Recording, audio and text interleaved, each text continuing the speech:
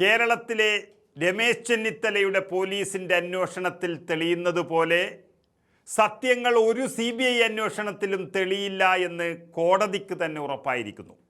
പിണറായി വിജയൻ്റെ വീട്ടിൽ വെച്ച് എൻഫോഴ്സ്മെൻറ്റ് ഡയറക്ടറേറ്റ് ഉദ്യോഗസ്ഥർക്കെതിരായ ആക്രമണം അത് CBI അന്വേഷിക്കണമെന്ന EDയുടെ ആവശ്യം അതുകൊണ്ട് തന്നെ ഹൈക്കോടതി തള്ളിയിരിക്കുന്നു. ഇത്രയും ഭംഗിയായി അന്വേഷണം നടക്കുമ്പോൾ മറ്റൊരു CBI അന്വേഷണം ആവശ്യമില്ല എന്ന സംസ്ഥാന സർക്കാരിൻ്റെ നിലപാടും ശരിവെച്ചുകൊണ്ടാണ് ഡിവിഷൻ ബെഞ്ചിൻ്റെ നടപടി വന്നിരിക്കുന്നത്. അതുകൊണ്ട് തന്നെ ഈ പൊതു താൽപ്പര്യ ഹർജിയിൽ ഇടപെടാനില്ലെന്നും ചീഫ് ജസ്റ്റിസ് അധ്യക്ഷനായ ഡിവിഷൻ ബെഞ്ച് വ്യക്തമാക്കി.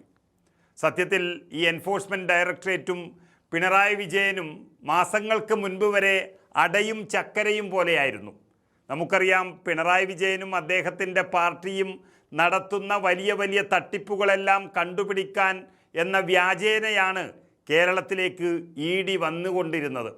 അതിൻ്റെ പേരിൽ കുറേ പണം ചെലവാക്കി ദൂർത്തടിച്ചും അവസാനം പിണറായി വിജയന് ക്ലീൻ ചിറ്റും നൽകി കപ്പലണ്ടിയും ബദാമും തിന്ന് പോകുന്ന പരിപാടിയാണ് EDക്ക് ഇതുവരെ ഉണ്ടായിരുന്നത്. നമുക്കറിയാം, കരുവന്നൂർ ബാങ്ക്, സ്വർണ്ണക്കടത്ത്, ലൈഫ് മിഷൻ തുടങ്ങി കൊള്ള നടത്തിയതെല്ലാ കേസിലും ഇത് തന്നെയായിരുന്നു EDയുടെ പരിപാടി. അതുമാത്രമല്ല, നല്ല പണവും ഇവിടെ നിന്ന് തട്ടിച്ചെടുക്കുന്നു എന്നുള്ളത് കേരള പോലീസ് തന്നെയാണ് പിടിച്ചത്. കൈക്കൂലി കേസിൽ പിടിക്കപ്പെട്ടതുമാണ്. എന്നാൽ ഭരണം മാറിയപ്പോൾ അതേ EDക്ക് പിണറായി വിജയനോടുള്ള സ്നേഹം കുറയുകയും കേന്ദ്രത്തിലെ BJP പിണറായിക്കും കുടുംബത്തിനുമെതിരെയുള്ള അന്വേഷണം ആരംഭിക്കാൻ ആവശ്യപ്പെടുകയും ചെയ്തു. അതുകൊണ്ട് തന്നെ ഇവരുടെ ആരംഭശൂരത എപ്പോൾ നിൽക്കുമെന്ന് പറയാനാകില്ല. അതിനിടയിൽ നല്ല അടി കിട്ടിയതിനാൽ വലിയ കലിപ്പിലാണ് ED ഉള്ളത്.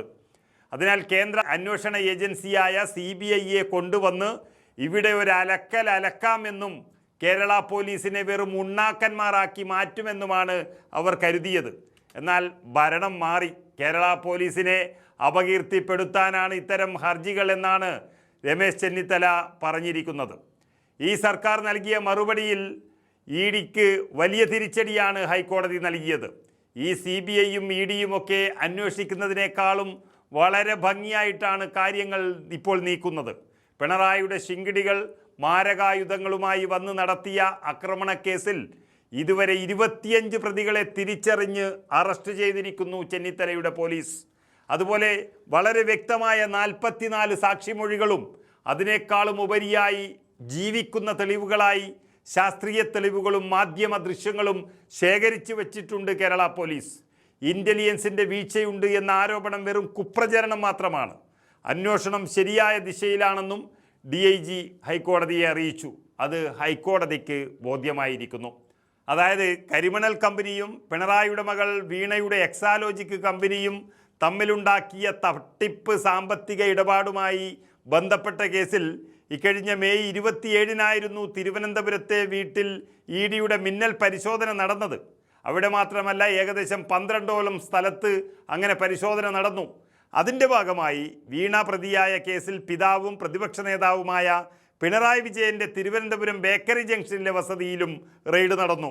മകൾ പ്രതിയായ കേസിൽ പിണറായി വിജയനെ ലക്ഷ്യം വെക്കുന്നുവെന്നാണ് ഒരു പൊട്ടൻ ന്യായം പറഞ്ഞുകൊണ്ട് CPM പ്രവർത്തകർ രംഗത്ത് വന്നത്. ആ പ്രവർത്തകരെ മുഴുവൻ തെരുവിലിറക്കി വിഡ്ഢുവേഷം കെട്ടിച്ചു. പക്ഷേ എല്ലാവരും ഇപ്പോൾ അകത്ത് കിടക്കുകയാണ്, ജാമ്യം കിട്ടാതെ നരകിക്കുകയാണ്. പിണറായി വിജയൻ്റെയും കുറച്ച് സംഘാംഗങ്ങളുടെയും വാക്കുകൾ കേട്ട് തെരുവിൽ അഴിഞ്ഞാടിയവർ സ്വയം ജീവിതം തന്നെ തകർത്ത് നിൽക്കുമ്പോൾ അതിൻ്റെ വ്യക്തമായ തെളിവുകൾ കേരള പോലീസിൻ്റെ കയ്യിലുണ്ട്. ഇനി അതറിയാൻ വേറെ CBI ഒന്നും ഇവിടെ വരേണ്ടതില്ല.